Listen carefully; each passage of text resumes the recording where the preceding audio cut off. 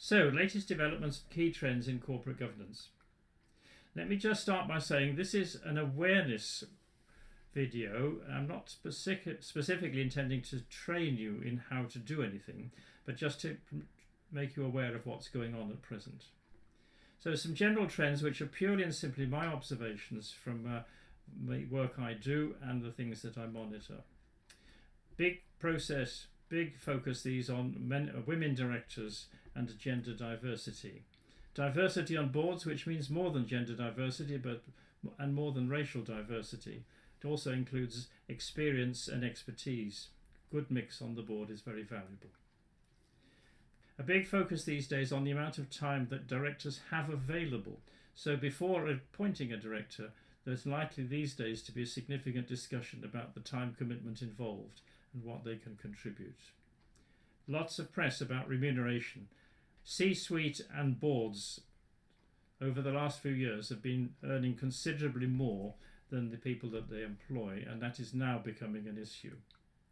Quality of accounts, and in particular the need to use the Big Four auditors if you're one of the larger companies, and whatever auditor you use, whether or not it's reasonable for them to do both the audit and consultancy.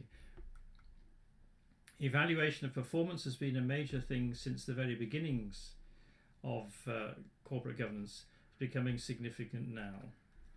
Employee engagement, and in particular employee representation. New moves in the UK to cover this. Stakeholder engagement is also becoming more important, and a recognition that not only do the stakeholders have rights, but working closely with them can ensure that you get better information of what's going on. Shareholder rights as well. Corporate citizenship is becoming more significant, particularly by being led from South Africa with the King reports. And flexibility. Flexibility in particular means the ability to recruit and release directors at different times as the needs for the board change. So directors are not necessarily appointed anymore for 3 years plus 3 years. And a focus on business models. No longer is it acceptable to just say that you're continuing to run the business as you always have.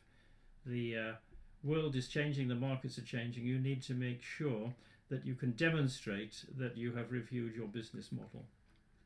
Term limits, these are the amount of time that directors are allowed to be on a board. Currently 3 years plus 3 years with a limit of 9 years, and except under exceptional circumstances.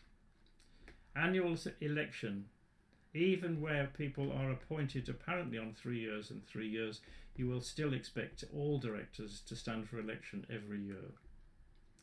And lot of emphasis on independence and what does it mean to be independent, and can you demonstrate that your independent non-executive directors are truly independent, and in particular that the chairman is fully independent.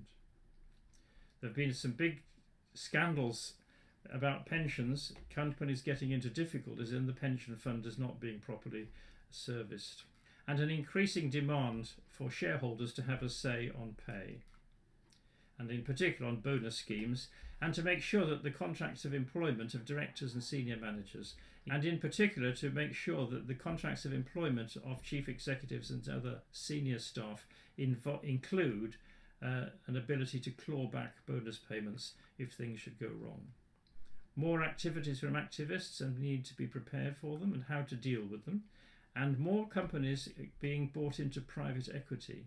Previously, private equity would not come under the corporate governance codes, but certainly in the UK that is now expanding and they are required to do so. Smaller companies are required to adopt corporate governance and to say how they've done it. General trends on sustainability. Cyber security over the last 2 to 3 years has become significantly more important, and many companies may be aware of it but still not actually have the processes and the resources to deal with it. And the millennials. Millennials have been born from 1980 plus, so they are a significant part of the customer base, significant part of your employee base, and increasingly will be joining the boards. Millennials think of things differently. You need to be aware of this and take it into account. In particularly, looking for ethical leadership and a lot of focus on climate change, and of course the gig economy. Increasingly, legislation, regulation and companies will need to take account of different sorts of employment and how to deal legitimately with people on the gig economy. So I've got a couple of case studies here of the countries which I think are the thought leaders. South Africa, under the King Committee, has been a leader right from the beginning. The philosophy of King 4, which is the fourth report, has been out a couple of years now. This philosophy is centred on 3 paradigm shifts in corporate governance, so you need to take account of these. From financial capitalism to inclusive capitalism, from short-term capital markets to long-term sustainable capital markets, and from silo reporting to integrated reporting. King recommends a separation of technology and information. Information technology now is so significant that it should be considered in its own right. And they also recommend the formation of a social and ethics committee. Corporate governance has had a focus on entrepreneurial thinking from the beginning, and increasingly King 4 focuses on opportunity, not just risk. The United Kingdom and South Africa are, to my mind, the 2 thought leaders in the corporate governance world. And big changes happening in the UK in 2018 and 2019, affecting companies of all sizes. The introduction of new corporate governance codes, the alternative investment market, which hasn't been covered by a corporate governance code in the past. From the end of September 2018, they must now take on a corporate governance code and say which one they have chosen. The most likely one is to be one published by the Quoted Companies Alliance. The premium listed companies on the London Stock Exchange, who have always been required to adopt a corporate governance code, there's a new code comes out in January 2019, and this should be read in conjunction with the guidance on board effectiveness. In addition, there are some new corporate governance codes, in particular the Waits Corporate Governance Principles for large private companies. These are companies which would not previously have been directly covered by the UK Corporate Governance Code. These are very straightforward, very simple, but it's a starting point. And this is quite interesting, I think. If you notice, Section 172, which defined the duties of directors, was part of the Companies Act in 2006. So it's been around for a long time. And in 2018, the GC 100, which represents the top 100 companies on the London Stock Exchange, thought it was necessary to publish a new guidance on directors' duties. This reflects the fact that directors' duties have broadened significantly since the publication of the Companies Act in 2006. Now, I've got results here from 2 global surveys, and so this is not my opinion anymore. These are the response to surveys undertaken during 2018. The first one comes from Russell Reynolds Associates, called Global and Regional Trends in Corporate Governance for 2018. The survey is undertaken annually and approaches 30 institutional and activist investors, pension fund managers, public company directors and corporate governance professionals. The overriding theme that Russell Reynolds Associates identified this time round was particularly the importance of board quality and composition. More emphasis on who is on the board and how the board operates. Things they believe should require more attention in the future include cybersecurity, climate change risk, and corporate culture. Now, these are the 7 trends that they identified. Better investor stewardship. Enhanced interest in investor stewardship by governments and investors. More investor accountability in how they use their influence and votes to steer the strategic direction of investee companies. So this survey was very much from an investor point of view. And more staff and resources dedicated to engaging with investee companies and proxy voting. Board quality and composition.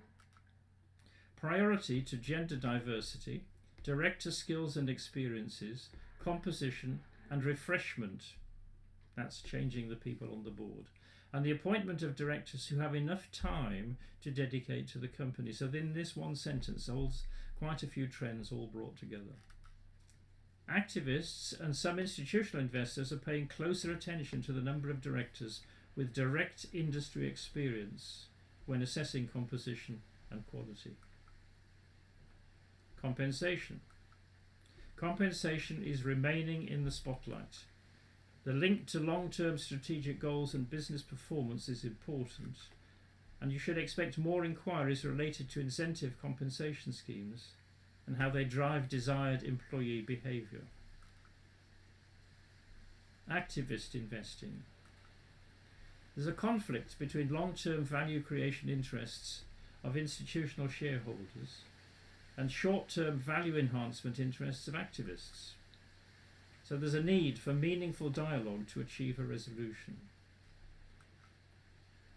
Environmental, social and governance risk.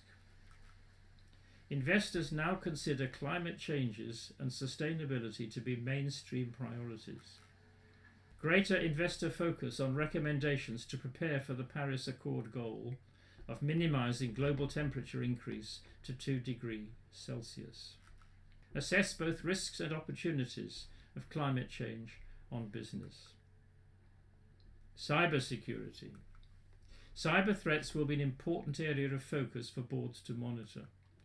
Many institutional investors are currently formulating their policies on cyber risk and the role of the board, leading to further engagement on this topic. In other words, in future, you're likely to be asked more in-depth questions.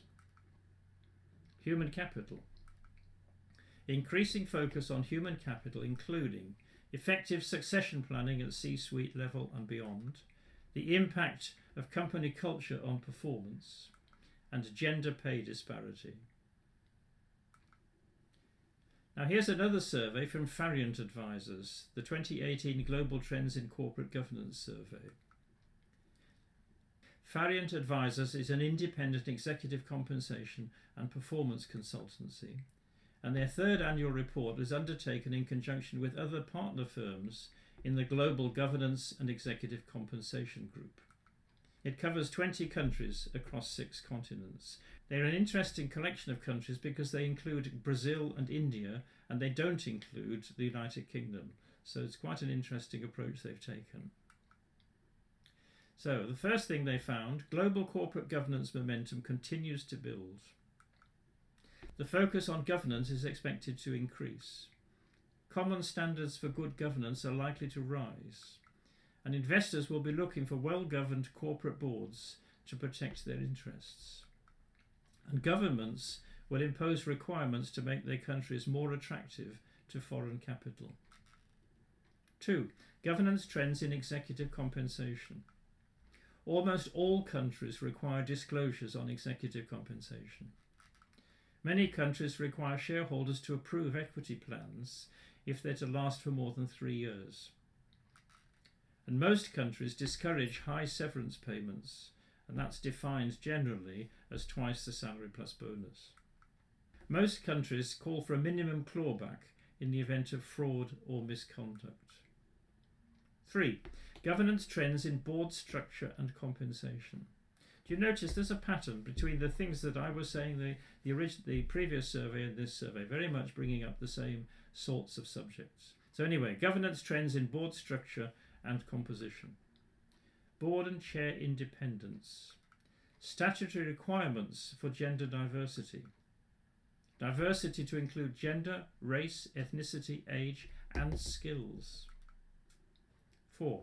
Governance trends in shareholders' rights. Proxy access for shareholders. Declassified boards, that means that boards no longer renewed on a rolling 3-year basis but renewed annually. An abolition of poison pills. Single class shares. Of course we've got big issues here with things like Facebook and Alphabet. And majority voting standards. So conclusion, what are the implications and action steps for corporations to take? Major findings from this study from Farient Advisors include: corporate governance now garners greater attention than ever before from governments, investors, board directors, and often from the public as well. Capital is fungible, which means it can easily move around, so governance trends are migrating and companies want to attract capital. So what should you do?